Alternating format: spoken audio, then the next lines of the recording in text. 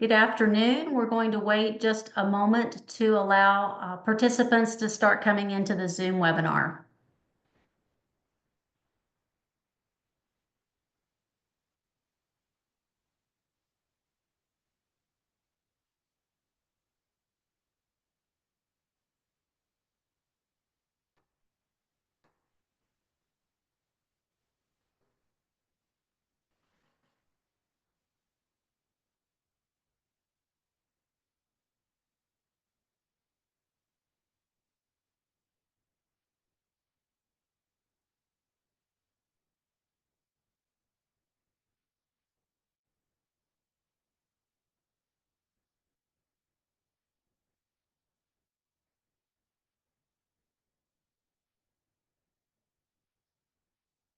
Good afternoon. We'll start in just about a minute.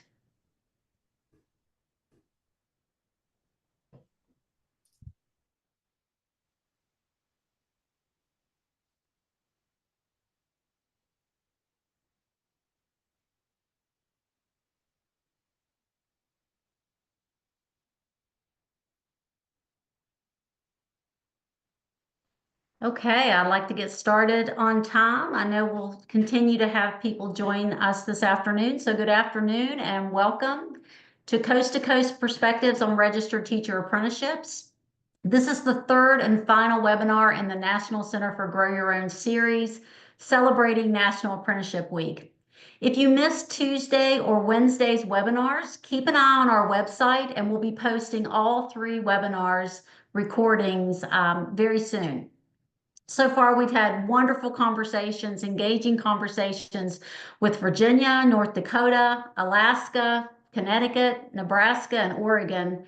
And we're excited to continue the conversation today with our colleagues in Arkansas and Delaware. My name is Carla Warren. I'm a senior partner with the National Center for Grow Your Own. Had the privilege to serve in public education for 36 years before retiring from the West Virginia Department of Education last year and coming to work with the National Center for Grow Your Own in January. While at the Department of Education, I had the privilege of leading educator preparation, registered apprenticeship, and Grow Your Own pathways for the state of West Virginia. So we're so glad to have you with us. But as we get started today, I'd like to give you a quick snapshot of who the National Center for Grow Your Own is, in case we're new to you. The National Center for Grow Your Own is a 501c3 nonprofit. It's an organization that was formed by the former Human Capital Leadership Team at the Tennessee Department of Education, David Donaldson and his team. We provide technical assistance to state education agencies, local education agencies, and educator preparation providers who are seeking to launch or expand Grow Your Own programs and registered apprenticeships in both teaching and the principalship. Since our organization's founding in February of 2022, the National Center for Grow Your Own has worked with LEAs, SEAs, EPPs, and nonprofit organizations across 30 plus states. We have the privilege to host a National Registered Apprenticeship in Teaching State Network, which now features 41 state members, bringing leadership from both labor and education together in a collaborative setting where we share ideas, we address problems of practice, and you'll see in the chat a link if you are a state or a state education agency or labor agency leader. We would love to have you join our network. So we'll drop in the chat a link so you can go and submit a form to be added to that network. Okay, today I would love to introduce to you our Assistant Commissioner of Educator Effectiveness for the Arkansas Department of Education, Carly Saracini. Carly oversees the department's initiatives related to educator effectiveness and licensure, and among the many hats she wears, she leads the apprenticeship work in Arkansas. And I'd like to also welcome Ann Labangana Clay, who currently serves as the Education Associate for Educator Equity and Recruitment for the Delaware Department of Education. She plays a pivotal role in creating sustainable and equitable opportunities for educator development.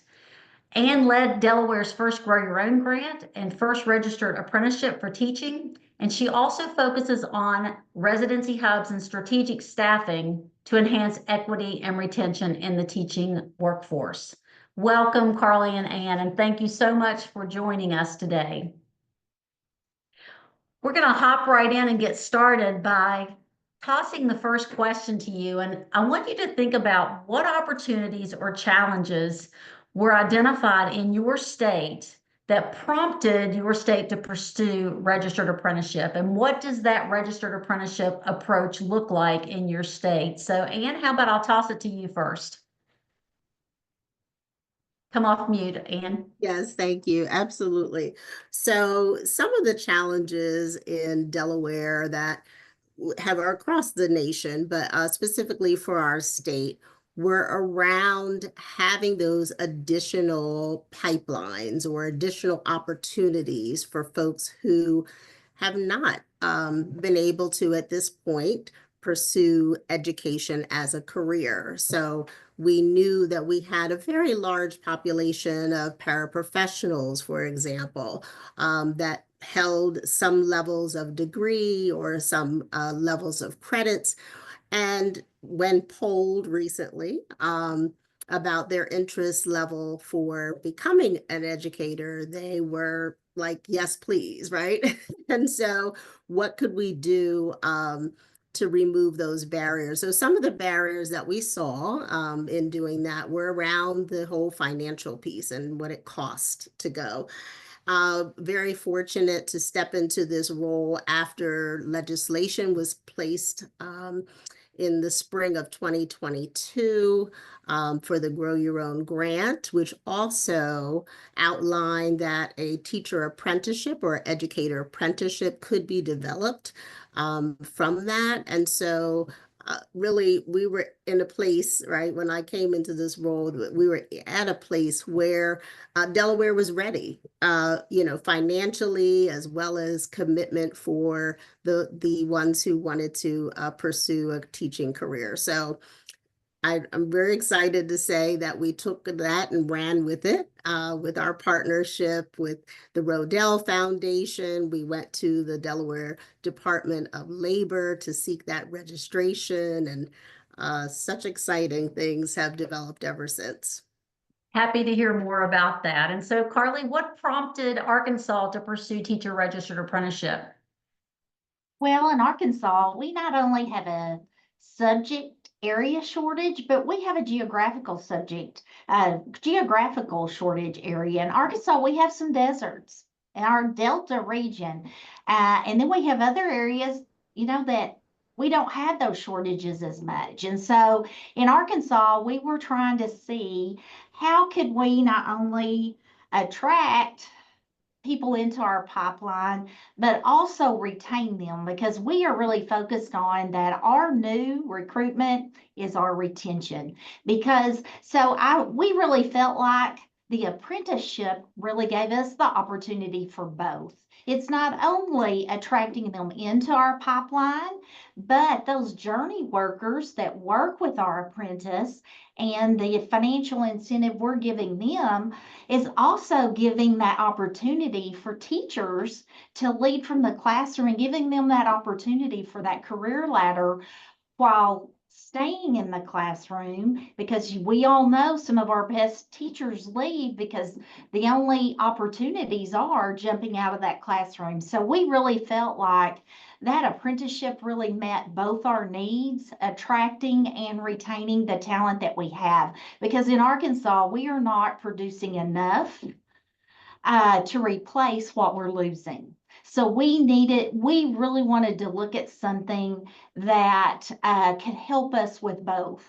And we really feel strongly, I'm very passionate about apprenticeship, because I really feel in Arkansas, whether it's in our rural schools or in our urban schools, I think this can really help whether you are rural or urban with the needs, because the needs are different, but at the same time, I think that the apprenticeship can meet those needs, whether it's rural or urban. So we're Absolutely. really excited, and you know, we've just had a huge legislation change with Learn. So our beginning salary is 50,000 now. So we're kind of attracting them in. And so we went from the very bottom to we're in the top now. And so I really felt like we've done some things to make it look attractive. And with this apprenticeship, I think that not only our paras, but maybe looking around into those classified positions in our school districts, that, you know, really looking who really works well with kids, would love to teach but never had that opportunity. And I think that not just our paras, but just, you know, those workers who work with kids and are great with kids. We're going to talk about that's great information. We're going to talk a little bit about mentoring and how important that is in just a moment. But might be a good opportunity for you, Carly, to talk about how giving that supplemental support to your journey workers who are working with these apprentices will allow those journey workers to stay in the classroom as a classroom teacher rather than jumping to administration. Well, we're excited because not only did we want to make sure our apprentice had the funds and that incentive to be an apprentice, and we are making sure that they can complete their degree free. And we're tapping into those Office of Skills Development dollars here in Arkansas. And I have to shout out to Stephanie Isaacs because she's a great partner with that. But that journey worker, we are really making sure that they have a true incentive. And so it's exciting because we either have a 1-to-1 or a 1-to-2. So if I'm a journey worker and I have one apprentice, I would receive $5,000 a year, so $2,500 a semester. If I have two, that's $5,000 a semester or $10,000. So it's a game changer to keep those excellent teachers in the classroom, those leaders, you know, those true leaders we all know that's in those classrooms. I mean, we actually have a kind of that career ladder for them to stay and impact. Look at the impact they're going to have beyond their classroom, mentoring and truly helping those apprentices. Because, you know, we want our rock stars, we want more rock stars. What better people to mentor our apprentice but them? Right, and giving them the opportunity and the incentive to remain in the classroom so they can continue to grow as well. Absolutely. So we know that dozens of states are developing and implementing statewide apprenticeship models, but every state faces unique challenges. Probably that's already been demonstrated just in our first question. So each of you bring a unique perspective and expertise to the work. So we want to take a moment and spotlight some of the best practices we've observed in your states that we think the audience may be able to learn from. So we were talking about that mentor journey worker role. So across the nation, NCGYO is always asked, how are states providing strong mentor support to apprentices? You know, how do we eliminate that concept of a first-year teacher? So when that apprentice walks into that classroom, they are day one ready as the teacher of record, and they're going to stay in the classroom. So, Ann, talk to us a little bit about how Delaware has made a commitment to provide that inclusive education to students through their teacher apprenticeship, supporting mentorship and instructional training for apprentices, but particularly focusing on those teachers who are working with students with disabilities. Yes, thank you. So Delaware's K-12 Educator Apprenticeship Program is designed to support inclusive education and providing that robust mentorship and instructional training for our apprentices, including those working with students with disabilities. Delaware's commitment has been unwavering around this by ensuring that all students, regardless of their abilities or backgrounds, have equitable access to high-quality learning opportunities in supportive and diverse environments. This could be inclusive of adopting those inclusive practices, professional development, our Delaware Teacher Growth and Support System, which is our evaluation, which has been revised recently, but also partnering with our CAPE-approved higher ed institutions like Wilmington University, which is the university selected to start our apprenticeship. Wilmington University, for example, in their degree-bearing special education courses, they are designed to effectively teach and support our apprentices and other students with disabilities. So these courses are part of the degree program, such as their Bachelor of Science in Education Studies. And key courses might be Foundations of Special Education, Instructional Strategies for Inclusive Classrooms, Behavior Management in Education. And of course, that's in our general degree program, but if you add on a concentration a concentration of special education, it might be such things as Foundations of Special Education, Historical, Legal, and Theoretical Perspectives, which is phenomenal. So again, they were selected specifically because of their current coursework, and when they were able to partner for this particular opportunity of the apprenticeship, they were ensuring that that students would have that. As far as the clinical experience that they received or the work-based learning, again, we were selecting them specifically for their clinical residency program, their co-teaching models, those through their year-long teacher residency programs. Those apprentices engage in clinical co-teaching experiences in their local schools. The immersive opportunities allow those apprentices to work alongside an experienced educator. We call them cooperating teachers, but it's applying those strategies for inclusive instruction and classroom management in real world settings, day in and day out and all year long. So we found that to be a very important component of our model, so that in that final year of preparation, they are actually fully immersed, and the students benefit from not just only that expert teacher, as Carly mentioned, but also having the resident or having the apprentice as well. Sounds like what you just described demonstrates the importance of having a strong higher education partner in this work to make sure that these students are coming out comprehensively prepared, not only to teach in the general education classroom, but to support the needs of students with disabilities. Absolutely, yes. Thank you. So we'll continue with this theme of talking about special education. And Carly, would you tell us about your newly registered apprenticeship program that will develop special education teachers in Arkansas? And how has Arkansas tailored this apprenticeship model to specifically fit the local context? Well, thank you. That's near and dear to my heart. And it's just so great to be on this because I'm already picking up things from you. Just hearing about all the different things. Well, in Arkansas, it's kind of like special ed. We have a lot of special ed teachers licensed, but you know what? It's such a quick burnout turnaround position because we know it takes so much.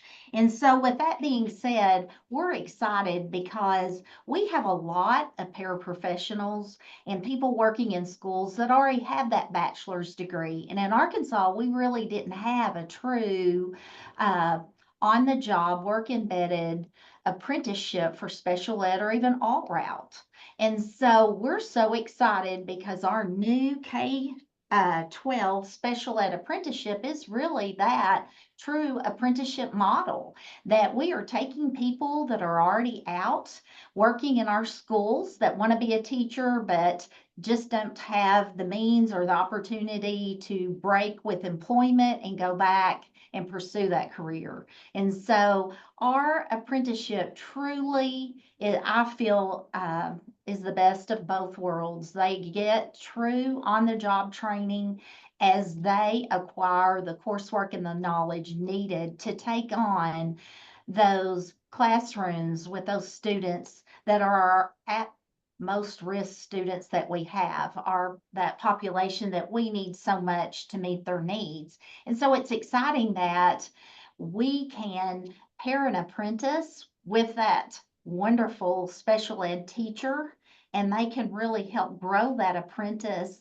And we have partnered with our special ed department, and we also have a wonderful partnership with the Walton Foundation. And I would be remiss with not saying that, because they make so much of this happen for us, especially giving us that funding opportunity to actually partner with the people that we get to partner with to make this happen. But we have really built a robust curriculum to meet all the needs. And when we're talking about our students with special needs, it's making sure that they can read, really grounding it in that true science of reading curriculum.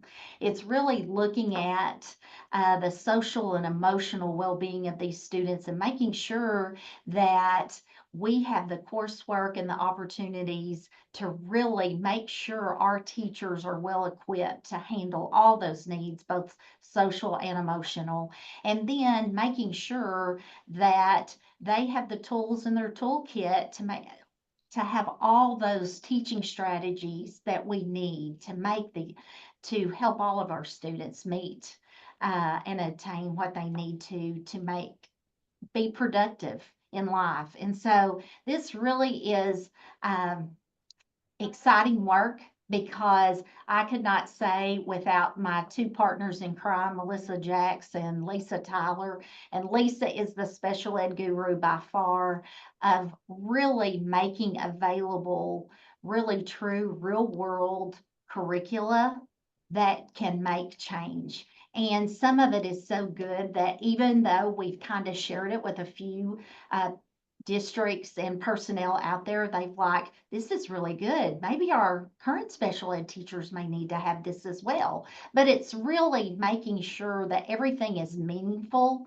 And we have really designed it, when they complete this in 2 to 3 years, they are well equipped. And we all know that teachers are leaving because they feel like they're not supported. So it's making sure that everything is grounded in research, and everything is evidence-based, so that we know that we're giving them everything that they need to be successful in that special ed classroom. But at the same time, we are also giving that opportunity to have really great opportunities for our journey workers. We're really making sure that they are grounded in really those coaching cycles, so that they're coaching our apprentices and really giving that feedback cycle as they go through this process. So we're just excited that I know special ed is a shortage area all over,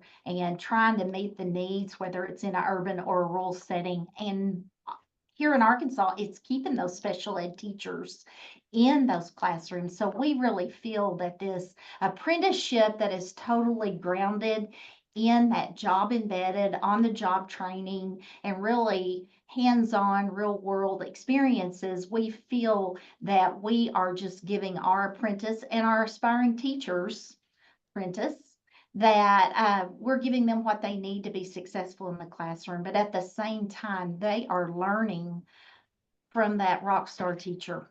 So, and we're excited because Arkansas is also given the opportunity, because in Arkansas, what does it mean for the district? What's the benefit for the district? Well, it's growing their own, but we've even put things in place to make sure that as they're growing their own, we have put policy in place that instead of having to add another special ed teacher, that teacher with this apprentice can take on more folders. So we're looking at not only making sure we are providing the apprentice with what they need, but also helping the district out, because we would much rather have someone with the knowledge to take on our special needs students than have to bring in someone to just fill a vacancy. And so we're excited about this. We're going to do our soft launch in January, and we cannot wait to see the impact it's going to have, not only on our students, but our communities as well. And one element that I want to draw out, Carly, that you didn't mention, and this is something that is unique to many other parts of the country, it's the fact that the State Department of Education is serving as a related instruction provider. So tell us a little bit about how that is working. Well, we're excited about this. This is taking on a different life because it is different. Our K-12 is totally with our Ed Prep programs, but we are actually providing that related technical assistance through one way. We have some micro credentials that we are housing and developing, not only within the department, but making sure we are partnering with our special education departments and other units within our agency to make sure we're providing everything we need. We are making sure we're meeting all of the national standards as well. We are really picking and choosing some of the best, and we're working with our platform in Arkansas that is called Ideas. And it's our platform that we're housing a lot of our professional learning.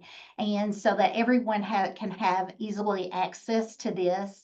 And it's really exciting. The other thing that we're doing to make sure that we are meeting, in Arkansas, we have to meet that science of reading, those standards. And so we are even partnering with Lexa and providing a letters training for those that are an apprentice.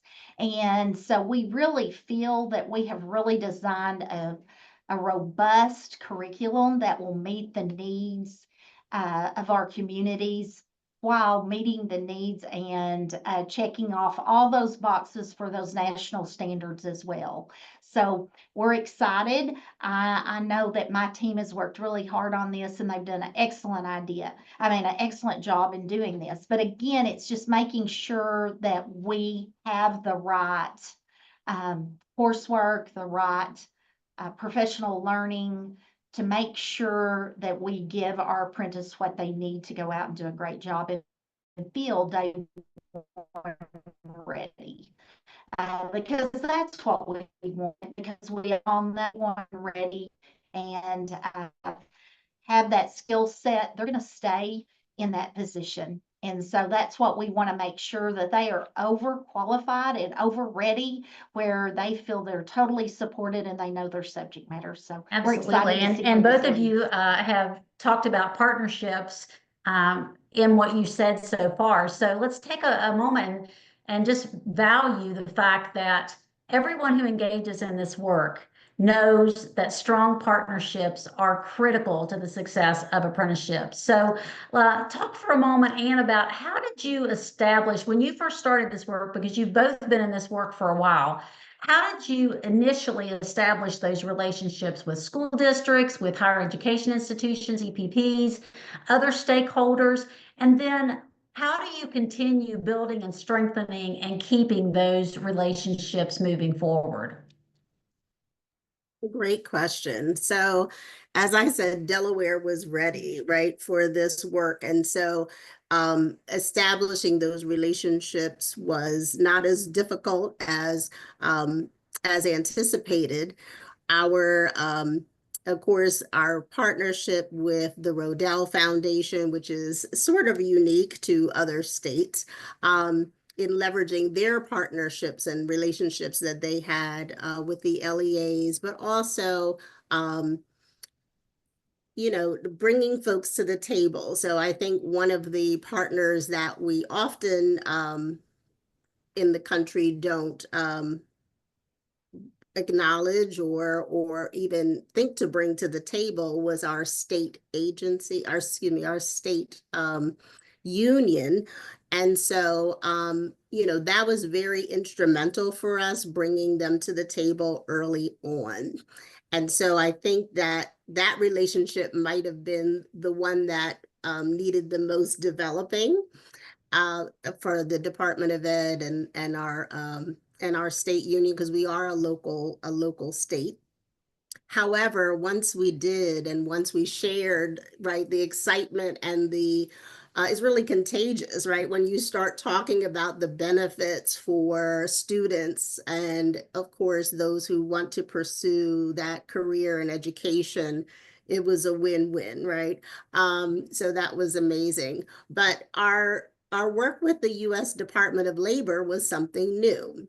And that relationship, we actually called on the support of the National Center for Grow Your Own for that work.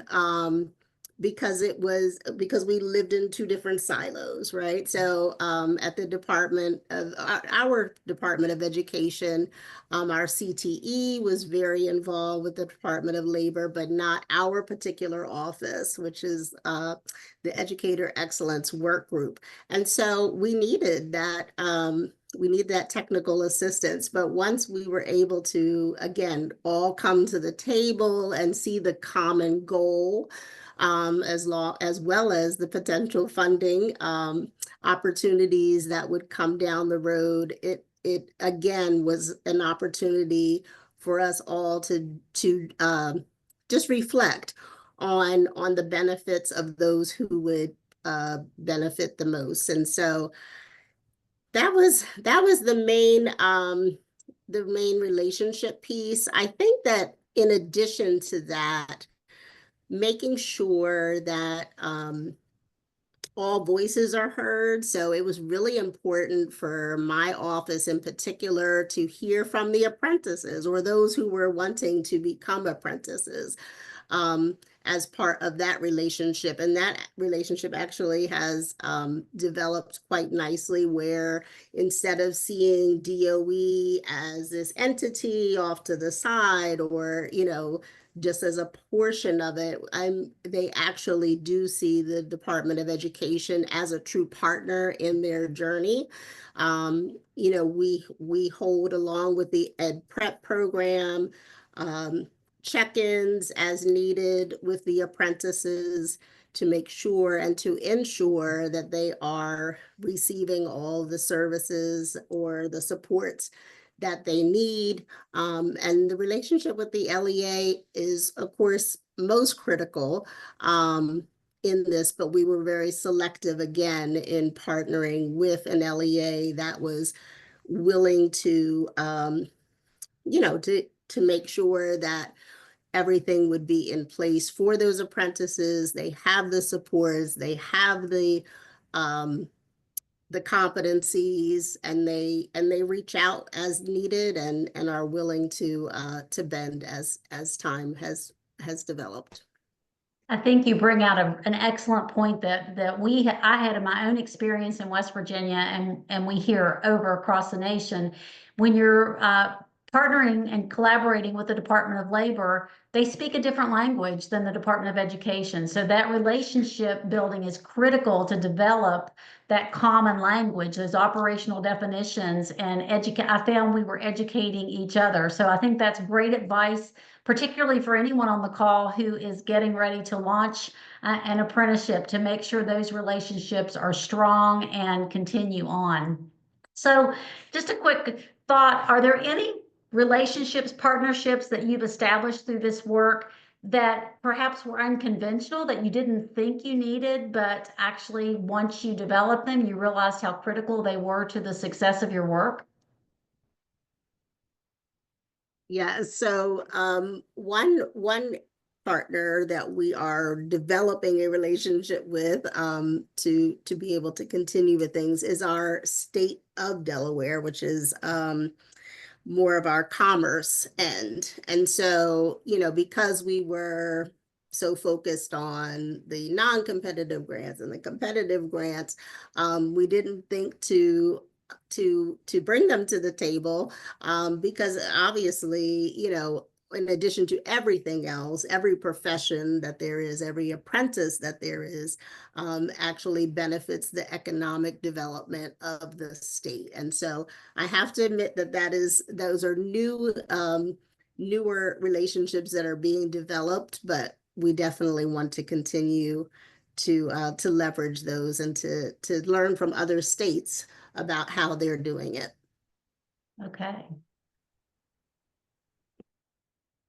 So one challenge that we've observed in our national work is the perception that apprenticeship pathways operate separately from the state licensure and certification standards.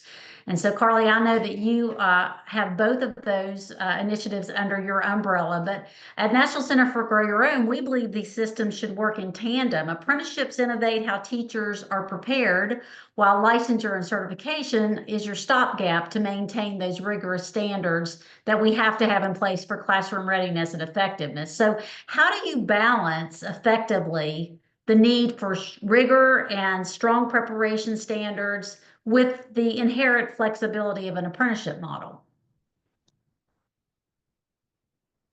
We're still learning how to juggle. I would say that, because it's, as we've launched it, it's what you don't know that you don't know, as it kind of struggles along to make sure that we had that balance.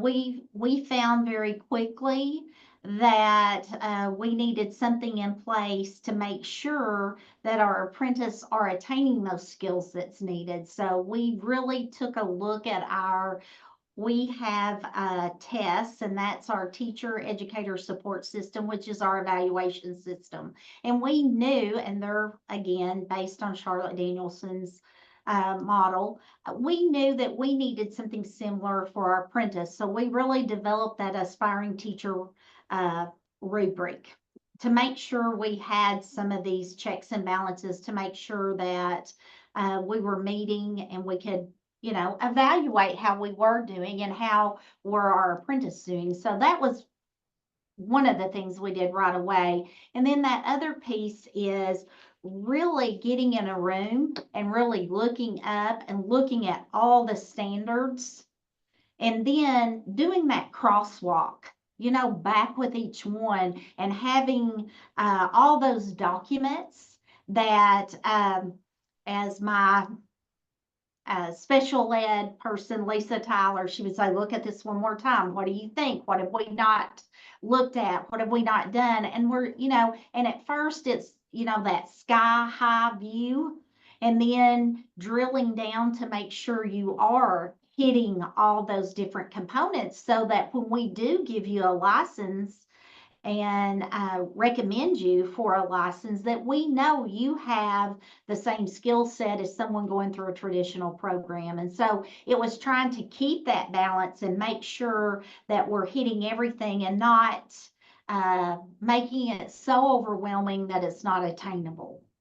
But I think it's also bringing in the different people, the different stakeholders to the table, and making sure that we are meeting those needs. And I also think that, as Ann spoke to with her different partnerships, having and building that relationship with our Office of Skills Development that is under Commerce, which we never worked with before, that Department of Labor, that WIOA, all those things. I mean, I now know that we have 2 RTIs, related technical instruction, and then RTI for educators, right?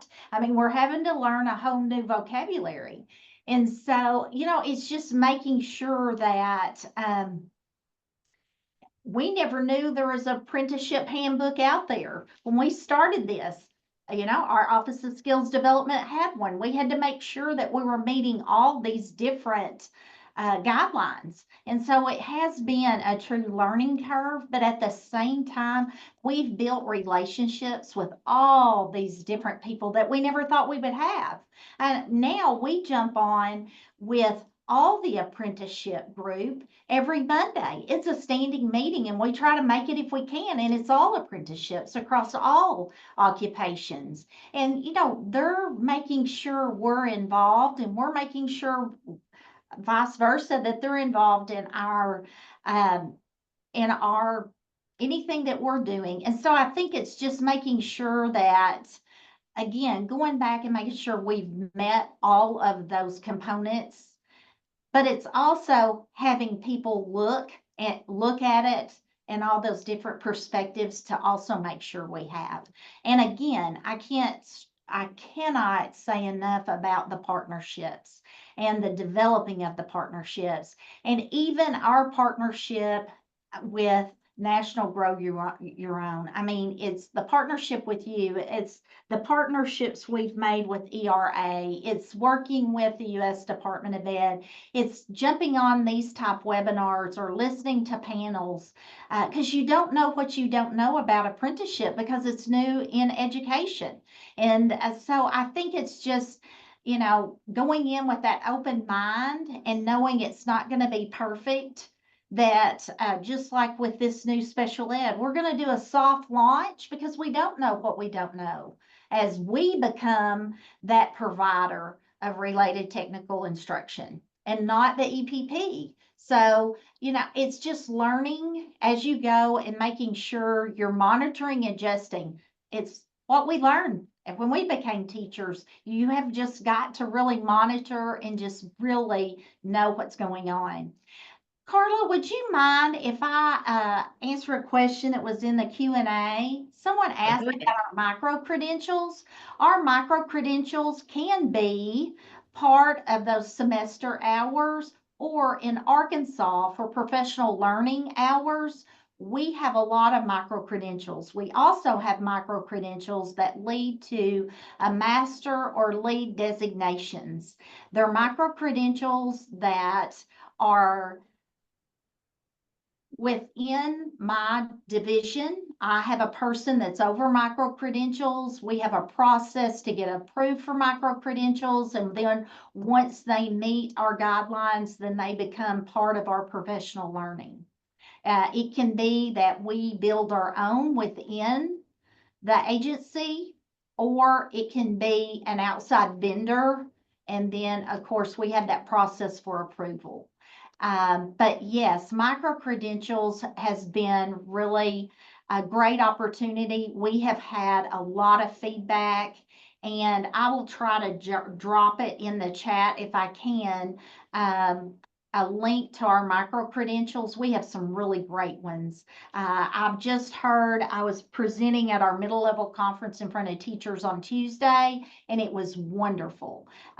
Teachers said that's some of the best professional learning I've ever had. So the micro credentials are really good. We have some that stand alone, and then we have some that are stackable. We have some that we have done with our special education in inclusive practices, around those inclusive practices that are really good. And I know that we are putting them within our special ed apprenticeship. Those were already built and we're just putting them in there. So please check out our micro credentials. They're really good.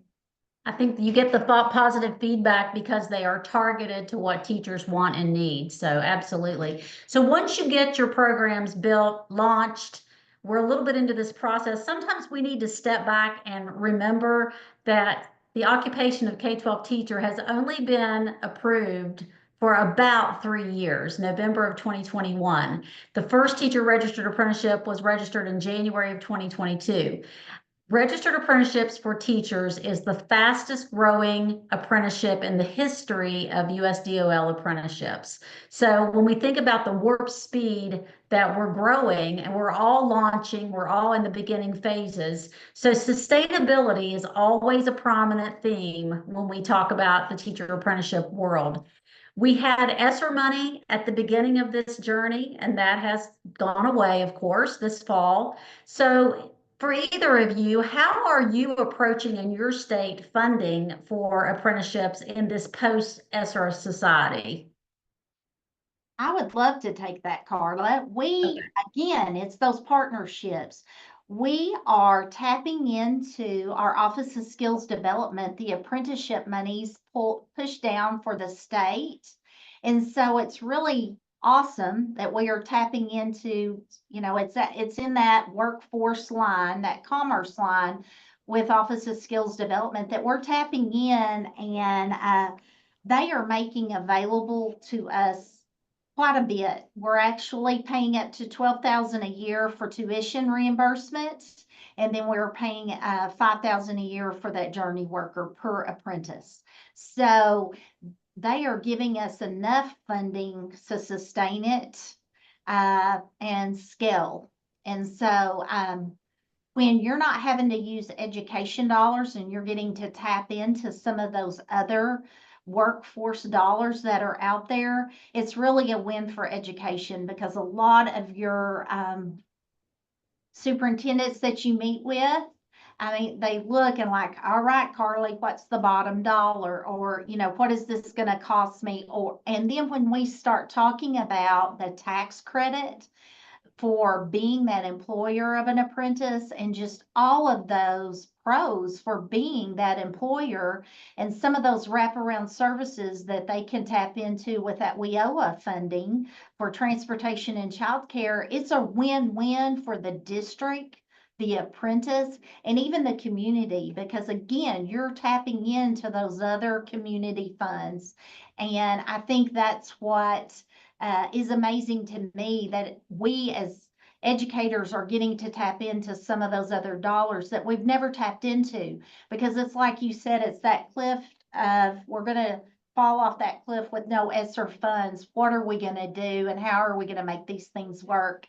And it's just wonderful that our relationships and our partnerships are giving us the means to continue and even scale. And so that's exciting that education is getting to tap into some of those funding streams that we've never had the opportunity for. But I also have to say that we have really partnered with our Department of Career and Technical, and it has become a really great partnership. And really, they have taught me and shared with us, my team, on what to go after for some of those funding streams. And so I think it's just number one, finding out what you can go after, and not knowing what you can go after at the same time. And, you know, it's just, again, it's the networking through the different apprenticeship opportunities that, Carla, you guys have even provided. You know, going to your conference last year led us to some partnerships and networking that we would have never known. So again, it's just those opportunities and just having the courage to ask. Right, right. So, and thinking about Delaware, I know you mentioned legislative funding a bit earlier, but what do the funding streams look like in your state, and particularly in a post-ESSER society? Yes, absolutely. So I just want to thank you, Carly. I enjoyed hearing about the funds that are used for the apprentices, but also for the we call them cooperating teachers or mentor teachers. I think that's significant. So just to highlight, for Delaware, we are able to take care of $15,000 for their tuition through our non-competitive SAFE grant per candidate. But we are very fortunate to have the related instruction provider provide the stipend for those mentor teachers, which is phenomenal support from them. So in addition to our state funding, we did apply for and receive the non-competitive SAFE grant. We are naturally pursuing the competitive SAFE grant, as well as WIOA funds as they become available, or the applications become available. We do work with ERA as well for helping us to identify those supports, but we also work with NCGYO, which has been phenomenal. The area that we want to continue to target is our workforce development funds. So that's currently an area that we do not have funding from, but we want to be able to do that, which is amazing. And then build those public and private partnerships. So collaborating with private foundations, corporate sponsors, potentially community organizations to supplement public funding. And then we want to continue to advocate for stronger state budget allocations. So both of you mentioned the SAFE funding, so I'm just going to give a quick overview of what that is if there's anyone on the call that maybe has not been involved. The SAFE grant is a state apprenticeship expansion formula funding opportunity through the U.S. Department of Labor, and the base funding is available for states, and it's a formula funding. And there's a competitive portion of this grant, and we're getting ready to enter year 3. So we're certainly hoping that that will continue with the new administration. But the National Center for Grow Your Own has supported 5 states in successfully receiving competitive competitive funding through the SAFE opportunity. So if that's something that you are interested in pursuing, we would love to have a conversation with you about that. It's a way to expand and sustain apprenticeship in your state. So let's zoom back out to a broader lens for just a moment. And if you will both share, what do you see? If you could look into a crystal ball 5 years down the road, 3 years down the road, what do you see as the future of registered apprenticeship in K-12 education in your state? And what kind of impact do you see this having on students and families and teachers in your state? Anne, you want to kick off with that one? Sure, absolutely, because I'm a dreamer. I'm sure Carly is as well. We are a small state with big impact, and so we are intending for all 44 of our LEAs to be able to have apprenticeships in that window of time, in that 5-year window. We want to be able to develop it more of a hub, if that makes sense, so that so we are the sponsors as a Department of Ed, and we want to be able to provide coaching support. We want to be able to do the matching or support the matching, right, between that LEA, the Ed Prep program, the actual candidate, because I'm not sure how other states have availability, but we do have 5 Ed Prep programs, but they don't all have the same certification available currently. So that whole matching piece that we do now, we want to be able to expand that so that it's equitable for each of the candidates who might potentially be interested. As Carly said, not just our paraprofessionals, but our bus drivers, our coaches, our nutrition workers, et cetera. We want to be able to provide that equitability for them in the matching process. So that's where we're heading. We are also very close to being able to add a pre-apprenticeship and in another occupation onto the K-12 that we have. And so that will be in the near future. So naturally tapping into our high school, developing that longer pipeline, because actually even more so than our paraprofessionals, we found that they are the folks that, who are untapped the most and that will have the most potential to develop into our next educators. So those are some things coming down the pipe. Okay, so Carly, look in your crystal ball. What's your vision? What's your dream for Arkansas? Well, I'm excited because with our LEARNS legislation, our governor put it in there. If you would like to be a teacher, there is funding to make that happen. So we're really excited about that. And, to know that you can become a teacher debt-free and then raising that base pay to 50, we feel like it's more attractive.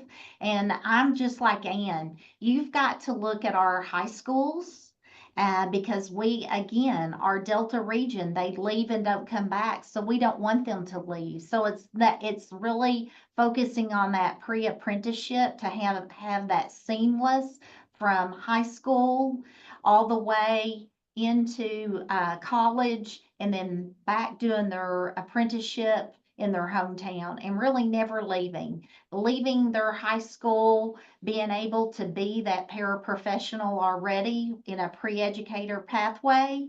Again, pre-educator pathway is now high needs, high demand, high wage in Arkansas. Yay, for the first time. And so, it's really tapping in on who wants to be that teacher and making teaching cool again.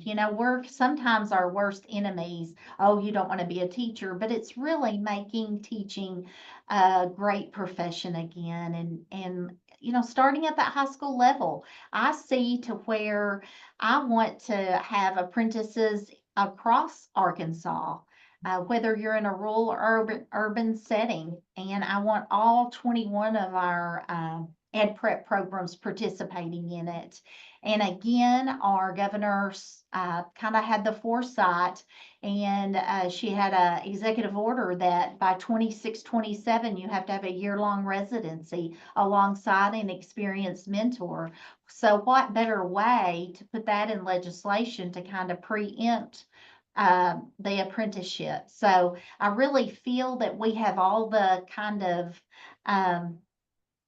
everything in place to make it happen, but now it's just implementing it. So hopefully by 26-27, it's in all 75 of our counties across Arkansas, and our shortage isn't as at a high level that it is right now in some of our counties, and hoping that all students across Arkansas have access to excellent educators. And when I say educators, I also mean our leaders, because we know that our teachers stay because of those leaders. So, I think that it's, again, just growing our own and making sure we're providing all those pathways, whether it be the traditional or those alt routes. Because, it's kind of like a highway. You jump on and you jump off. But we want you to choose teaching and stay in teaching. So again, it's just making sure we have those opportunities and the means to do so. Well said, well said. I know that I'm speaking for you, for both of you and myself and many of us on the call, but anyone who does this work knows that it's challenging. It's hard work, and sometimes it's 2 steps forward, 3 steps back.